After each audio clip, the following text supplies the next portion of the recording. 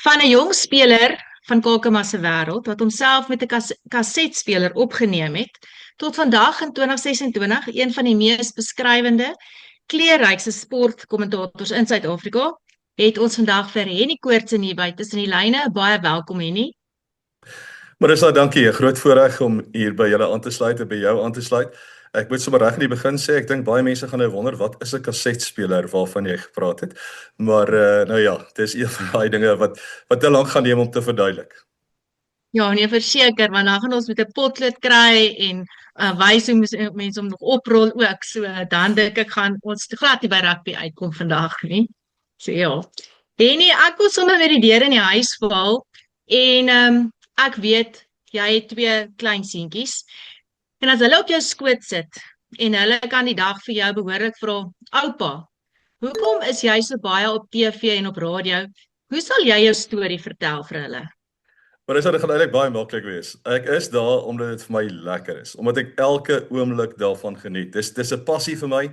Dit was nog nooit vir my 'n werk om agter 'n mikrofoon in te skuif nie. En ek praat nou van al die jare en nou moet ek teruggaan na 40 jaar plus terug toe ek begin uitsaai het. Van daai eerste oomblik af was dit net vir my een lekkerte. Dis daai draai op jou maag wat jy kry wanneer die aftelling daar is of wanneer jy begin met 'n uitsending. En dis nog elke dag so. So vir my gaan dit oor die passie, dit gaan vir my oor die lekkerte daarvan. Dit gaan vir my oor dit wat ek graag wil bring vir luisteraars en vir kykers wanneer hulle na my luister. Die storie wat ek kan vertel, want dis waar uitsaai gaan. Dis stories en dieselfde stories wat ek vir my kleinkinders vertel ek dalk net op 'n ander manier vir ons luisteraars of vir ons kykers wanneer ons by die uitsaai gedeelte kom. Maar vat ons dan nou terug na met daai storie van jy het op Koffsies gestudeer, Universiteit van Vrystaat, en as ek nou reg lees en wat ek weet van ons gesprekke van voorheen, daar het jy by Campus Radio betrokke geraak. Vat ons bietjie terug soontoe. Maar is daar een van die dinge wat ek wou doen reg van die begin af, was om by uitsaai betrokke te raak. Nou, jy het dit vroeër genoem, ek kom van die Noord-Kaap af, ek is daar op 'n eiland het ek groot geword, Perde-eiland, so 20 km bo kan die Geografies waterval. En as jy daar groot geword het, dan het jy een van drie dinge gedoen. Jy het, as jy groot geword het, 'n predikant geword, of jy het 'n onderwyser geword, of as jy baie gelukkig was, het jy dalk 'n dokter geword. Nou, toe ek vir almal gesê het, maar ek wil uitsaai, dis wat ek wil doen, het almal eintlik so half vir my gelag en gesê, maar hoe op aarde gaan jy dit regkry? En toe het ek admissie gaan studeer by die Vrystaatse Universiteit, en onmiddellik agtergekom daar's 'n radiostasie, en ek het dopgehou en gewag en gekyk en aan die deure gaan klop en gevra, is daar nie dalk 'n kans nie? En ek sal nooit vergeet nie, Desember net voordat my eerste jaar geëindig het, toe is daar 'n geleentheid vir audisies. En ek besluit toe maar, hier's my kans, ek gaan dit doen. En ek het my audisie gaan doen en niks gehoor nie. En toe eendag, ons het sulke poshokkies gehad by die koshuis, het ek gesien maar daar's 'n koevertjie in daai hokkie. En toe ek die koevert uithaal, toe sien ek so aan die onderkant, dit is van Radio Campus, dit is hoe die radiostasie bekend gestaan het. En ek moet vir jou sê, my hande het gebewe toe ek daai koevert oopgemaak het. En ek het daai velletjie papier uitgehaal en ek het gesien, ek het die audisie geslaag as 'n nuusleser.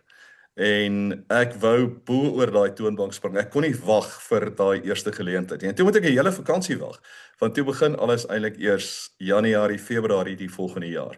Maar dis waar alles begin het vir my in die radiowêreld. En hoe lank was jy toe nou deel van daai Campus Radio? Ek het begin as 'n nuusleser en toe daarom 'n paar ander dinge gehad om te doen. En toe het ek begin sport doen. Ek het later die hoofonderhoor geword en ek was gelukkig om ook die direkteur te word van Radio Campus, waar ek in beheer kon wees en waar ek ander mense kon help en kon oplei om ook hulle drome waar te maak. Maar aan die sportkant moet ek hierdie een staaltjie vertel en dit is, ek wou altyd sport regstreeks uitsaai. Dit was altyd een van daai groot drome.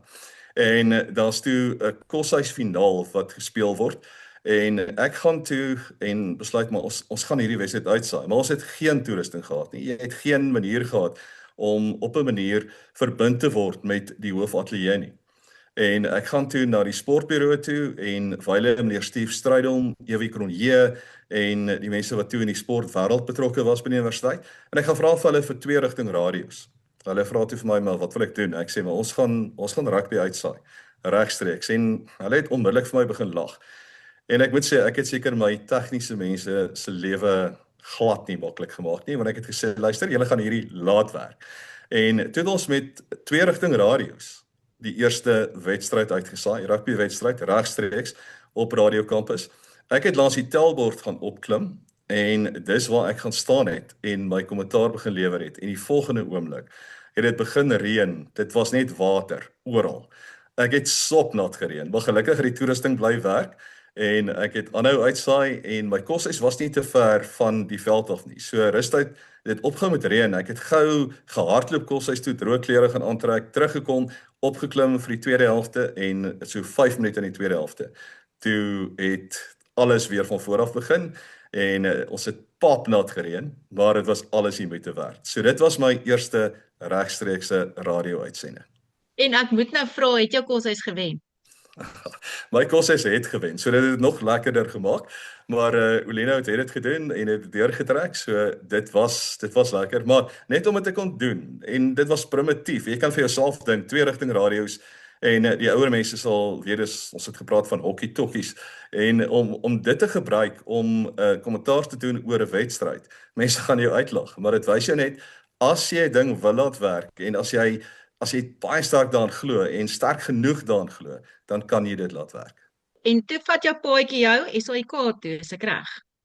Ja, in Bloemfontein het ek toe betrokke geraak by die SAIK, by die nuusafdeling en van daar af het ek die geleentheid gekry om te begin nuus lees en ons het toe nog streeknuusbulletins gehad, maar ek het betrokke geraak by van die sportuitsendings. Ek onthou cricketwedstryde in Bloemfontein het ons uitgesaai van Ramblers se veld af. Daar was nie kommentaarhokkies nie. Ons het op die dak geklim. Ons het letterlik op die dak gesit van een van die paviljoene en van daar af uitgesaai. En ek kan op so 'n manier betrokke raak daarbey.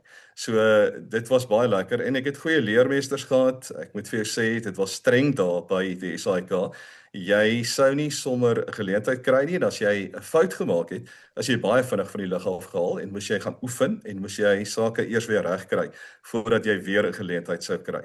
Maar dis waar ek persone leer ken het soos Christo Olivier wat vir my 'n absolute mentor was in my uitsaai lewe. En hy was dit tot onlangs toe hy opgehou uitsaai het by SuperSport. So mense het die geleentheid gehad om skouers te skuur met legendes, mense wat geweet het waar dit gaan en dit het my persoonlik baie gehelp. Ek sit nou sommer en dink, so as julle nou daar op die dak geklim het, dan moes Rassie julle definitief dopgehou het. So sy ligte en bo op 'n dak van 'n paviljoen is nou glad nie so nuut onder die son nie. Hy het dan definitief dan nou ook bietjie julle dopgehou. So ek het eintlik nogal nie besef daar was 'n SAIK kantore in Bloemfontein ook nie. Is hulle nog steeds vandag daar so? Nou Hulle is absoluut nog steeds daar. Hulle is nog steeds daar. Hulle saai nog steeds uit in die verskillende tale, soos Afrikaans en dan ook heelwat van die swart tale, die ander kulture is dit al wat hulle ook het ons toe al in uitgesaai. Ek onthou en ek moet gou hierdie staaltjie vertel. Ons het toe nog langspeelplate gebruik. En van ons kollegas daar was daar 'n krappie op 'n langspeelplaat was. Het hulle die langspeelplate in 'n bad water gegooi. Nou dit het dan die krap uitgehaal so vir 1 of 2 keer, maar daarna was die plaat ook niet. Moes jy dit weggooi. So dis iets wat kortstondig gewerk het, maar nie langtermyn nie. En ja, dit was heeltemal ander tye want jy het nie altyd die tegnologie gehad wat jy nou het nie. Ons het nog met bande gewerk wanneer ons opgeneem het en jy moes alles so redigeer dat daar nie 'n of 'n op die lug was nie. Jy het foutloos geklink. So jy het bande gehad wat jy fisies gesny het en geplak het om al die ims en die a's en die foute wat daar kon wees van baie van jou gaste uit te sny voordat jy dit wel kon uitsaai. Ek het regter Hawie ook Klopper wat toe die president was van die Suid-Afrikaanse Boksvereniging gehad vir 'n onderhoud en ons het 'n uur lank opgeneem en ek kon so 8 minute gebruik daarvan nadat ek alles uitgesny het. So dit was lang werk, dit was lekker werk baie keer, dit was baie keer een van daai dinge wat jy gedink het is dit regtig nodig, maar dis hoe dit gewerk het. Dit moes foutloos klink. Ja, ek dink dit is heeltemal 'n ander era in vandag se tyd wat alles so vinnig moet gebeur. Ek dink die mense sal hulle mors dood skrik as hulle nou skielik so ek wil amper sê 'n bietjie teruggehou word of gekniehalter word in 'n mate. En toe gaan jou paadjie aan En ons weet jy's by SuperSport betrokke, maar ook by vele ander radiostasies gewees. En ek wil by jou hoor, ek wil so 'n bietjie spring. Jy word toe op 'n stadium hoofuitvoerende beampte van Pretoria FM. En dit is 'n baie, ek bedoel dis nou om daai posisie te hê, jy's 'n bestuurder en dit is sake en finansies en al daardie tipe van goeders. En eintlik was jou droom omroeper en uitsaai. Was dit nie vir jou moeilik om hierdie twee wêrelde bymekaar te bring nie? Ek was gelukkig in die begin, Marissa, dat ek albei kon doen. Met ander woorde, ek kon uitsaai en ek kon wel die bestuurgedeelte hanteer. En toe later het ICASA dit baie duidelik gemaak dat as jy in 'n bestuursposisie was, kon jy nie meer uitsaai nie en hulle rede daarvoor was, wie gaan jou teregwys as jy foute maak? En dit was die rede hoekom hulle gesê het dit moes toe verander. So dit was nogal vir my hartseer want vir my het dit gegaan oor uitsaai, maar terselfdertyd het vir my die geleentheid gebied om met 'n span mense te werk wat dieselfde droom as ek gehad het. Maak nie saak in watter posisie jy by die radiostasie was nie. En dis wat mense nie altyd besef nie. Almal dink in terme van die aanbieders, dink in terme van die omroepers, maar agter die skerm is daar soveel mense wat hulle werk moet doen. Jy het 'n verkoopspan, jy het 'n bemarkingspan, jy het 'n tegniese span. Jy het 'n span wat moet kyk na die sosiale media deesdae om te kyk dat dit alles werk. En vir my was dit lekker om hierdie span as 'n eenheid by mekaar te kon bring en te kon sê, luister, elkeen van julle se taak is ewe belangrik. Die omroepers dink baie keer, en ek sê dit nou baie versigtig, dat alles gaan om hulle, die aanbieders, maar sonder die tegniese mense wat hulle werk doen, sonder die ander mense wat hulle werk doen, gaan jy nie die geleentheid kry agter die mikrofoon wat jy nog altyd graag wou hê nie. So dit was vir my die grootste, maar ook die lekkerste taak om almal bymekaar te bring, om 'n span te laat funksioneer sodat jy dit as 'n besigheid kon laat werk, maar sodat almal nog steeds kon geniet wat hulle doen. Sodat almal daai lekker kry kon hê van deel wees van 'n radiostasie, mekaar ondersteun, mekaar se hande vat om 'n suksesverhaal te kon vertel. En ek wil dit net hier byvoeg en dit is dat ons was 'n gemeenskapstasie, Pretoria FM is steeds 'n gemeenskapstasie en vir my is dit 'n woord wat ek net heeltemal wou verban uit enige woordeboek uit, want 'n radiostasie vir my is 'n radiostasie. En as jy nie 'n gemeenskap het om vooruit te saai nie, vir wie saai jy uit? So almal van ons saai vir 'n gemeenskap uit, saai vir 'n gehoor uit. Maar die oomblik as jy gepraat het van 'n gemeenskapstasie, het nasionale maatskappye so half 'n bordjie om jou nek gehang en gesê, maar ons gaan nie by jou adverteer nie, want baie gemeenskapstasies, weer eens met baie respek gesê, het nie altyd aan die verwagtinge voldoen nie.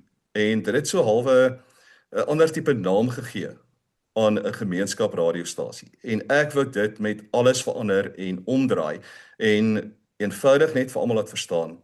Ons is 'n radiostasie wat met almal kan meeding op alle vlakke en sodat ons 'n inkomstestroom kon hê om ons beter en beter te kon maak. En met baie hulp van bo en met 'n span se goeie samewerking het ons dit reg gekry en dit was baie lekker.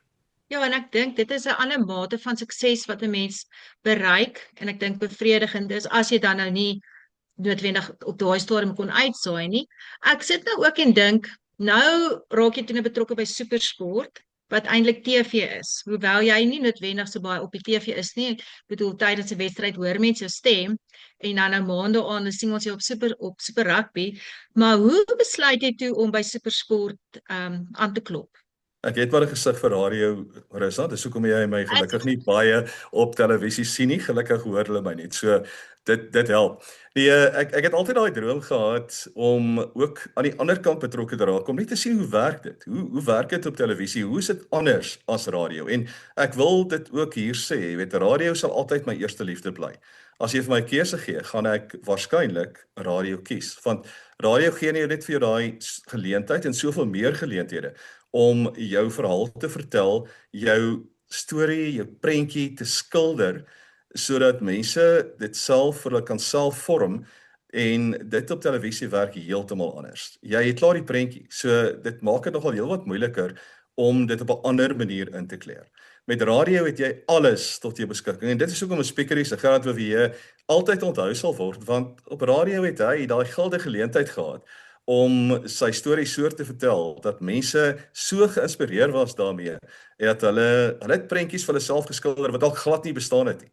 Maar dit maak nie saak nie. Dit het gewerk 100%. Maar ek wou graag En ek moet vir jou sê, vir 6 jaar het ek aan die deur geklop by SuperSport en elke keer het ek dieselfde antwoord gekry. Nee, ons het nie iemand nodig nie, ons het genoeg mense, ons stel nie in hierdie stadium belang nie. En naas Botha en ek het toe 'n program op radio begin aanbied. Ek was in daai stadium by Cosmos Digitaal, die eerste satellietradiostasie in Suid-Afrika. En ek en hy het saam 'n rugbyprogram begin aanbied. En een donderdag aand toe ons uit die ateljee uitstap, toe staan hy so voor my en vra vir my: "Henny, hoekom saai jy nie uit op SuperSport nie?" So uit die bloute en ek sê toe vir hom: "Wel, ek het probeer, maar daar is net nie 'n geleentheid nie. Daai deur wil net nie oopgaan nie." En hy sê toe vir my: "Kom ek gee vir jou raad, doen dit op hierdie en hierdie manier." En hy sê toe vir my: "Neem jouself op en dan gaan gee jy, toe was dit nog videokassette. Dan gaan gee jy die videokaset net af by SuperSport en dan kyk ons wat gebeur." En ek onthou, ek het toe vir my so klein mengbankie gaan koop en ek het 'n videomasjien gehad en ek het vir my 'n byklanke CD gaan koop en voor die televisie gaan sit die Saterdagmiddag en al hierdie goed probeer meng met my kommentaar en die Maandag het ek vir hulle die video gevat. En die Dinsdag, toe kry ek uit die bloute 'n oproep van die persone in beheer wat sê ons het gehou van wat ons hoor, maar kyk hierna en maak vir ons veranderings en dan bring jy weer vir ons 'n opname. En die volgende Saterdag het ek weer gaan sit met al hierdie goed en alles gemeng en die Maandag vir hulle die kaset gevat, die videokaset en die Dinsdag het hulle vir my gesê ek saai 'n week later my eerste wedstryd uit op televisie. So ek sal vir Naas altyd dankbaar bly, het vir my die beste raad gegee wat ek aangegryp het, maar weer eens, jy kan raad kry en jy kan besluit om dit nie te doen nie. Maar die raad wat hy vir my gegee het gewerk. En nou ja, hier is ek steeds na meer as 20 jaar en ek geniet elke oomblik. En ek moet nou nogal op hierdie stadium sê, ons het onlangs met Naas, of het ek nou die voorreg gehad om met Naas onderhoud te voer, en dit was vir my ongelooflik interessant. Ek het regtig waar ingeneem, soos 'n spons van alles wat hy gesê het. So ek kan nogal dink, hy is een van die mense wat as hy raad gee, mens maar 'n bietjie kan luister. So maar baie wel gedaan. Ek bedoel, om daar te wees is een van my drome ook. So dalk eendag oor 'n paar jaar dan kan ek ook dit sê dat ek aangehou probeer het. Maar in elk geval, Henny, ek wil net gou by jou hoor, dalk net ter wille van die luisteraars en kykers, want party mense, dis nogal interessant, luister na hierdie program wanneer hulle in die gym fietsry. So dis hoekom ek sê daar's luisteraars ook, nie net kykers nie. Cosmos satelliet, wat bedoel jy, of wat se tipe radiostasie is dit as jy sê Cosmos satellietstasie? Ja, Cosmos Digitaal was 'n satellietradiostasie. Dit beteken dat dit nie op jou gewone FM senders beskikbaar was nie. So mense moes aparte toerusting gaan koop en dan om hierdie sein van die satelliet af te laai om na die stasie te kon luister. Nou, daar was groot drome wat dit betref. Collie van Coller was onder andere betrokke, baie mense sal hom ken en hy was een van daai persone wat gehelp het om alles bymekaar te sit en hy het my toe betrokke gekry. Maar daar was ongelukkig net eenvoudig nooit genoeg ore om te luister nie. Daar's nie genoeg mense wat wel hierdie toerusting gekoop het nie en dit het toe beteken dat dit net nie lewensvatbaar was nie, dat dit finansiëel nie kon werk nie en dit was ongelukkig die einde daarvan. Maar dit was 'n goeie oefenloopie geweest. Ek dink net in daai stadium moes jy kompeteer alreeds, jy weet, met MultiChoice, met hulle toerusting en die maandelikse bedrag wat jy moes betaal en nou moet jy nog nuwe toerusting koop en weer eens geld spandeer en dit het ongelukkig net nie uitgewerk nie. Ja, dit is nogal interessant. Ek probeer nou dink, ons het ook baie lank, die mense het ons van 'n skottol gepraat, voordat jy 'n skottol kon kry om Mnet te kan kry. Maar in elk geval, en ons plaashuis was nog in so 'n tipe van 'n dippie, so ons moes nog 'n versterker ook kry, anders kon ons regtig net oop kyktyd kry. Maar dit is nou daar gelaat. Ons sê baie dankie aan Van Heerden and Associates Prokureurs. Hulle is hier in Wonderboom Pretoria. Hulle maak vandag se program vir ons moontlik, maar ook kan hulle jou lewe bietjie makliker maak ten opsigte van padongeluk vir ons eise. Kontak hulle gerus. Hulle detail sal onder in die beskrywing wees. So Jock Van Heerden en sy mense help jou, maak nie saak waar jy in die land is nie. Enige probleem, kontak hulle gerus. Kom ons kom by die rugby en ek wil by jou hoor. As jy nou terugdink, jy het nou gepraat van oor die 40 jaar ervaring. Wat was vir jou een van die, of dalk die hoogtepunt, die beste wedstryd wat jy nog uitgesaai het? Daar's baie, Marissa, so dis 'n baie moeilike een. Ek dink ek moet begin dalk by my radio daar en dit was 'n toets gewees wat die Springbokke gespeel het teen Australië in Bloemfontein en ek was in daai stadium by Radio Hoogland en ons wou baie graag hierdie toets uitsaai. En ek onthou ek het gegaan, ons het 'n kommentaar hokkie gehad by die stadion, maar dit was vir die Vrystaat wedstryde. En ek het die dag gegaan en gesê maar luister, ons wil graag die toets uitsaai en die hoofuitvoerende beampte van SA Rugby het vir my gesê, nee, dit gaan ongelukkig nie werk nie. Nou ek is een van daai mense wat nie sommer nee vir 'n antwoord vat nie. Dr. Louis Luit was toe die president van Dr. Louis Luit, die president van SA Rugby. En ek skakel hom toe, vat 'n kans, ek skakel hom, hy antwoord die telefoon en ek verduidelik vir hom. Ek sê vir hom dis wat ek graag wil doen en hy sê vir my, nee maar ek gee vir jou toestemming. Jy kan dit doen. En ek gaan terug en ek gaan sê vir die hoofuitvoerende beampte van SA Rugby, Dr. Louis Luit het gesê ons mag hierdie toets uitsaai. Hy sê wel, dis nie sy besluit nie, die regte is verkoop aan 'n Europese maatskappy, hy kan ongelukkig nie vir jou toestemming gee nie. Ek gaan toe terug en ek bel weer vir Dr. Luit en ek sê wel dis wat jou hoofuitvoerende beampte sê. Hy vra toe vir my wat is my faksnommer? Dit was nog die dae van fakse. En ek gee hom my faksnommer en maar dis hy gaan dit nie glo nie, maar 10 minute later kom daar 'n faks deur van die Europese maatskappy wat die regte het vir hierdie toetsuitsending. En die faks se boodskap was kort en kragtig. Die bedrag is betaal vir julle uitsending van die toets en hiermee kry julle toestemming om dit wel te kan doen. Toe hy het sy sak uit sonder dat enigiemand gevra het, betaal vir die regte en hulle het vir my 'n faks gestuur met die toestemming en ek gaan toe terug na die stadion toe en ek hoef nie vir jou te sê dat ek daar instap het die uitvoerende beampte my so gekyk en gedink, ag, is dit alweer jy? En ek het net vir hom die faks gegee, die stukkie papier. Nou ja, sy gesig het van so half rooi woede na wit verander en ek het my eerste wedstryd uitgesaai en dit was my eerste toets en dis een wat ek altyd sal onthou. Televisie is daar baie, die eerste een wat ek gedoen het en dit was tussen die Pumas en Grens, hierdie wedstryd wat gespeel is en ek het die geleentheid gehad in Witbank om dit uit te saai. Toe het die Pumas nog daar gespeel. En Grens het laat opgedaag vir hierdie wedstryd, so 20 minute voor die tyd. En ek het in daai kommentaarhokkie ingestap, my eerste een vir televisie. Olie Smit moes my mede-kommentator wees. Hy het laat opgedaag omtrent 20 minute na die wedstryd begin het. So ek moes begin, ek het nie 'n idee gehad van wat daar voor my is, wat ek moet gebruik, hoe ek dit moet gebruik nie. En Hugh Blyden was die Engelse kommentator en hy het gesien, ek het nie 'n idee nie. So die volgende oomblik het hy omgestap na my toe, vir my gewys hoe alles werk. En die wedstryd het begin en binne 20 sekondes druk Grens die eerste 3. Maar die speler wat die druk het nie 'n nommer op die rug nie. So ek het geen idee gehad wie dit was nie. Geen.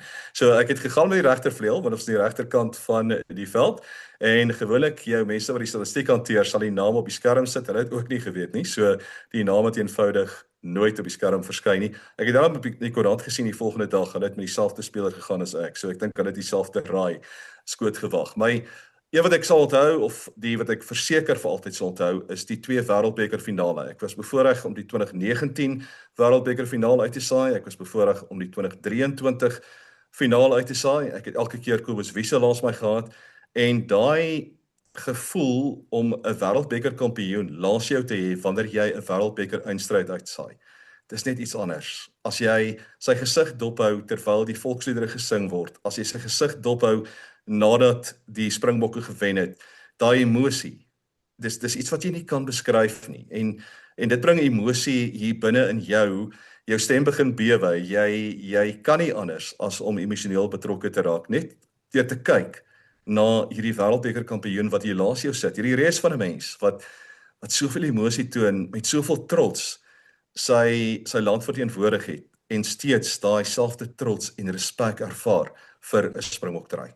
Dit is eintlik nou het jy nou in 'n mate my volgende vraag wat ek aan gedink het beantwoord, want ek wil nou juist vir jou vra, as kommentator, wat beleef 'n mens anderster as die gewone toeskouer? Jy weet wat nou, ek kan nou op die stadion sit en iets beleef, ek kan by die huis sit en iets beleef as ek op die televisie kyk, maar as jy daar agter die mikrofoon is, wat beleef 'n kommentator anderster?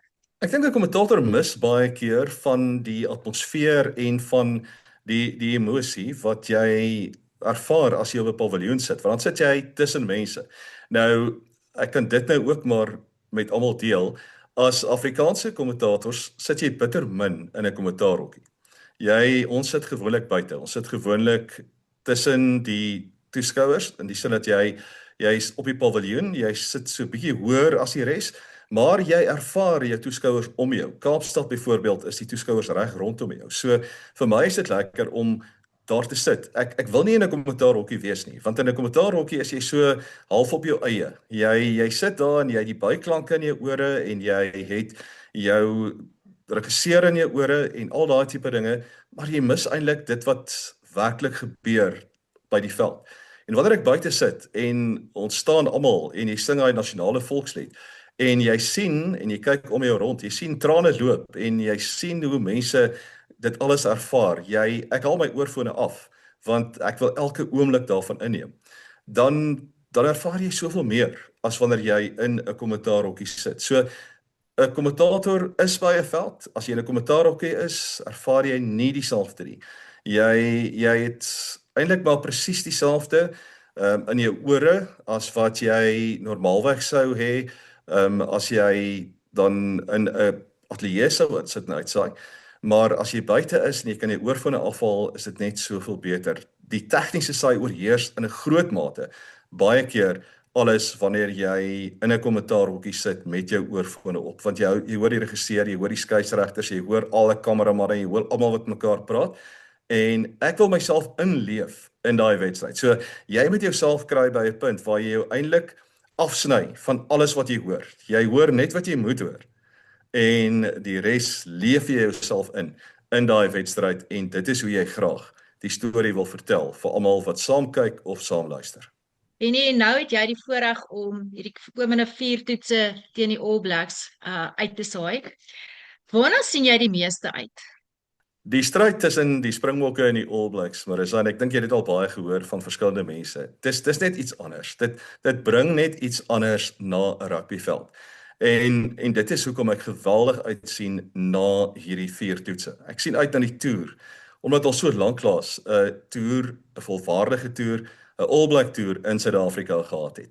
En van die opbou af, ek is nou al van daai eerste wedstryd wat gespeel is, begin jy jou inleef in dit wat besig is om te gebeur. Ek was bevoorreg om wel die wedstryd te kon uitsaai van die Bulls teen die All Blacks op Loftus en om so 'n voorsmaakie te kry van wat kom.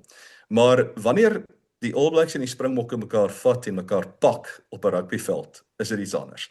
Dit is net nie dieselfde as toets teen Engeland of Ierland of Frankryk nie. Dit is die HK wat vir jou 'n ander storie vertel van die uitnodiging tot 'n stryd. En as jy met jou oud Springbokke praat, dan sal hulle vir jou sê en jy ervaar dit wanneer jy langs hulle sit, dat hulle baie respek het vir die HK, vir daai uitnodiging tot die stryd. En dat daar 'n kultuur is tussen hierdie twee lande wat jy net nêrens anders vind nie.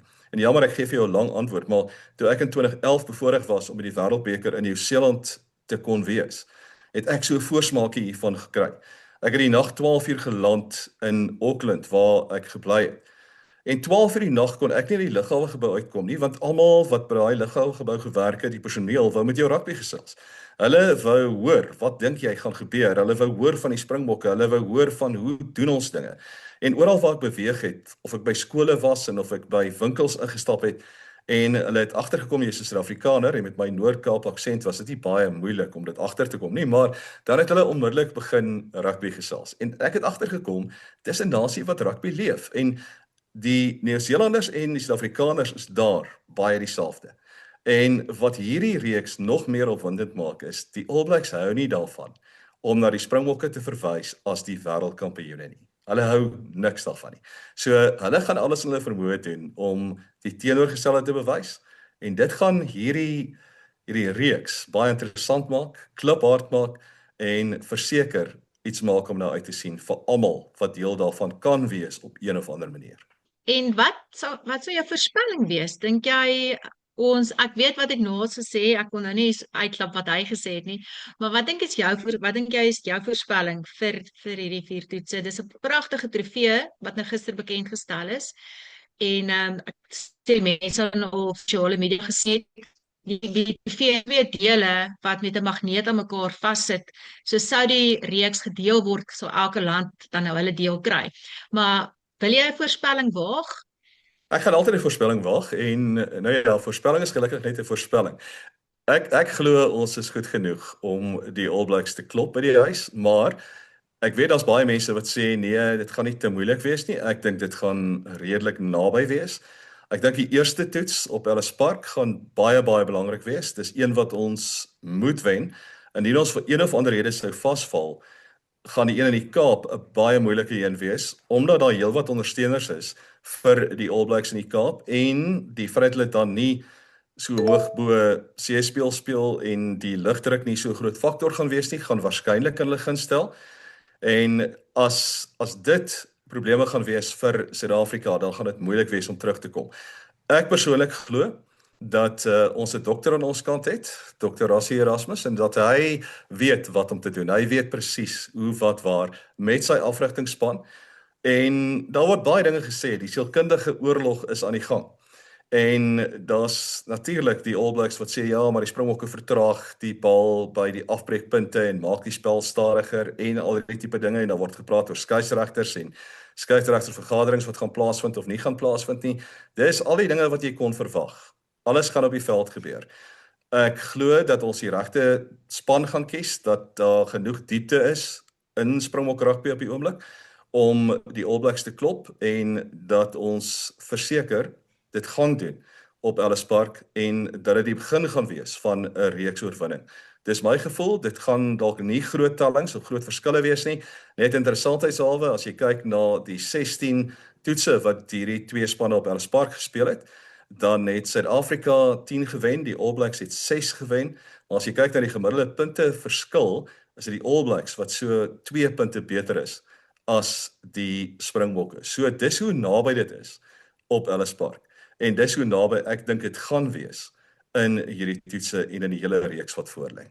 Ek moet sê uit 'n persoonlike opinie, die feit dat die span nou eers vandag bekend gemaak word, ek is nie seker of hulle nou al uit is nie, maar en nie maandag nie, is vir my 'n absolute klassieke rassie move as ek dit so kan stel deur te sê nie, maar dit is uit respek vir die All Blacks. So ek is baie opgewonde oor dit. En dan tesame met dit, die 5de September speel ons vrouespan teen die Black Ferns, die vroue van Nieu-Seeland. En iets wat ek gister uitgevind het, is die span se afrigter is Steve Hansen, 'n voormalige Nieu-Seeland afrigter se dogter.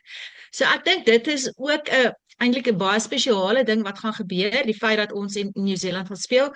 Ek dink natuurlik Suid-Afrika wil een of twee sake regstel nadat hulle verlede jaar in die kwart-eindstryd van die Wêreldbeker uitgeval het. Wat is jou opinie oor ons vroue Springbokspan oor die algemeen deesdae? Hulle het nou ook onlangs teen Fiji 'n baie goeie 2 toetse gewen.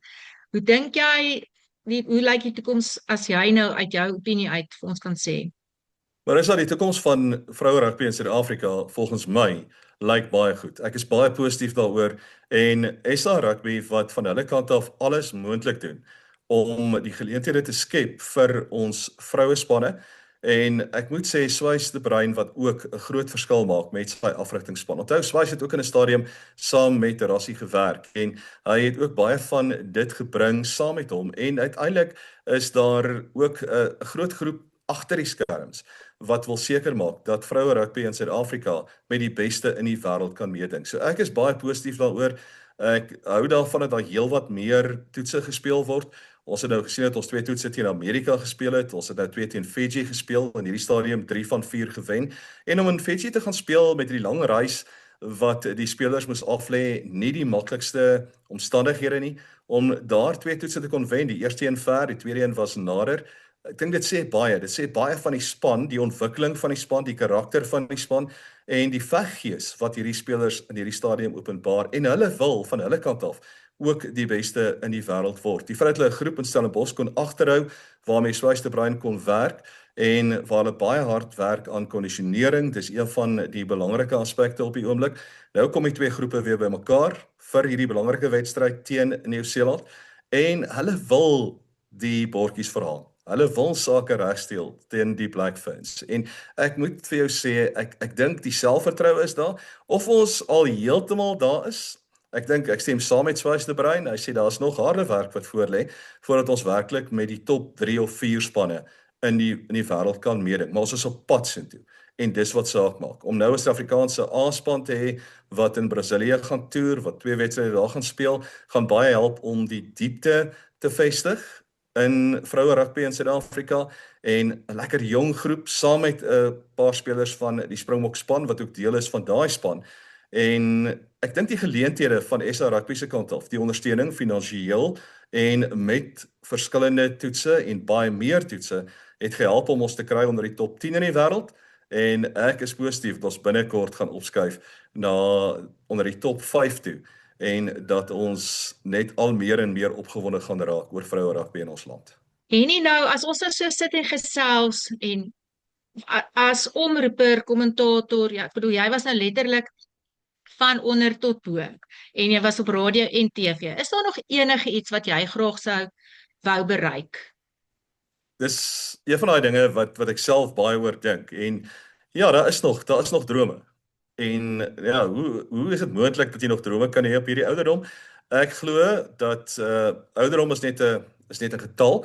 So dit hang alles af van jou ingesteldheid en ek sal baie graag nog deel wil word van 'n tipe van 'n joernaalprogram en dit is 'n tipe program vir my wat ek sal wil fokus op van nie ons ou mense nie, maar van ons ouer mense, so hier in die omgewing van 45 tot 60.